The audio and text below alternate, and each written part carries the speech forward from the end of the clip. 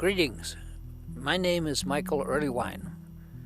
In this segment, I want to talk about a view of the chakras, the great centers of life activity, as seen from an astrological perspective, in particular as they relate to our particular birth chart. It's important to understand that although the chakras are often pictured, we've seen so many images of them, as like multicolored globes or force centers along this spinal column within our body, they are in actuality vast areas of life outside our physical self in which we live and move. Let me try to explain a little bit in this short video. In other words, chakras are not just inside us, running up and down our spine, but rather they are entire spheres and sections of our life that we live in and pass through.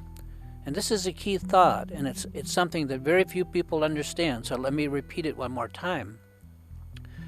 When we read or learn about chakras, we can come away with the idea that these are little globes of light sitting somewhere in our spine.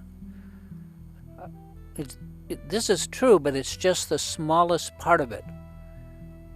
The larger truth is that chakras are entire worlds that we enter, get lost in, and perhaps, eventually, evolve out of and into the next chakra that life requires us to experience. In other words, we project these chakras, in particular the one that we are most alive to at the moment. We project them outside of ourselves on the movie screen of the world. And then not only do we watch our own movie, but we actually go out into that movie and wander around, and sometimes for lifetimes. Let me give an example.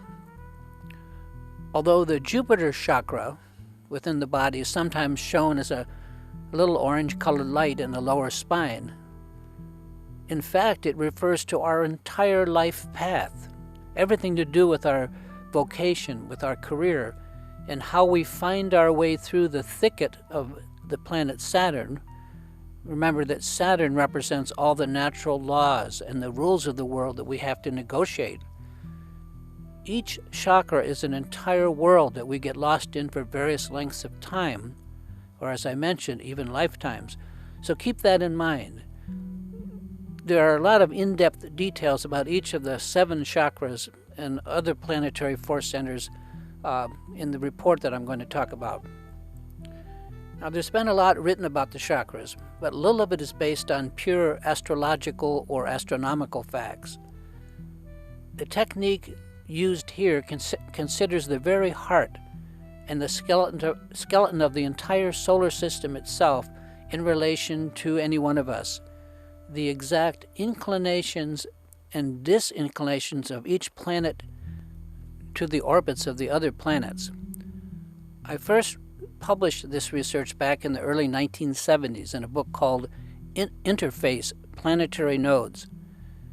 And the technique was recognized as valid by many of the most advanced technical astrologers of the time, including veteran astrologers like Charles A. Jane and Theodore Landscheid.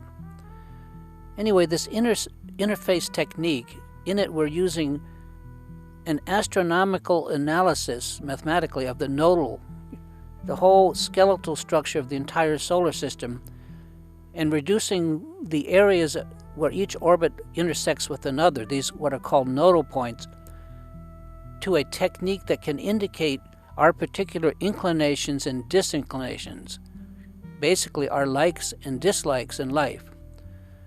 It's a lot more technical than this, but I'm just trying to give you an idea.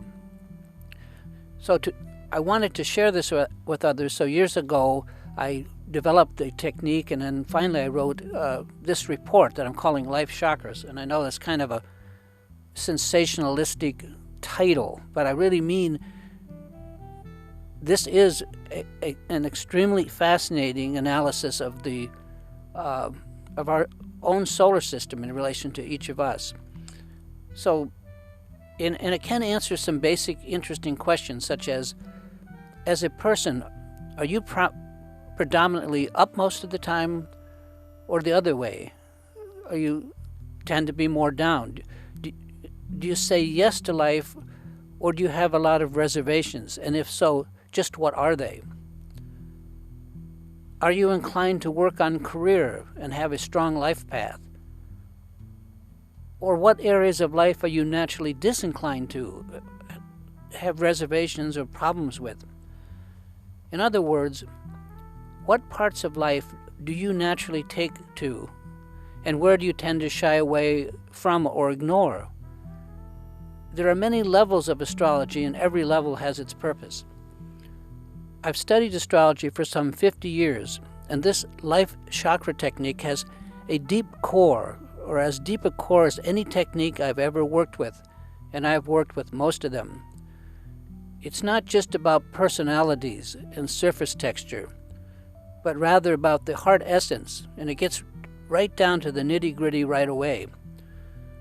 I must warn you that this technique is very frank. It does not mince words, but it presents what actually is out there in the solar system itself, plain and unvarnished. When I first worked with it, I was shocked at how candid it is, but I soon found that it was also very reliable, and it hits the mark most of the time. Unlike many chakra-oriented techniques, this one is not at all abstract, but offers very down-to-earth comments on your particular native inclinations and disinclinations. So if anyone's interested in this, you can find it at astrologyland.com, and the report is called Life Chakras, and I'll put a link here just so that you can stop this video and write it down if interested. Thanks.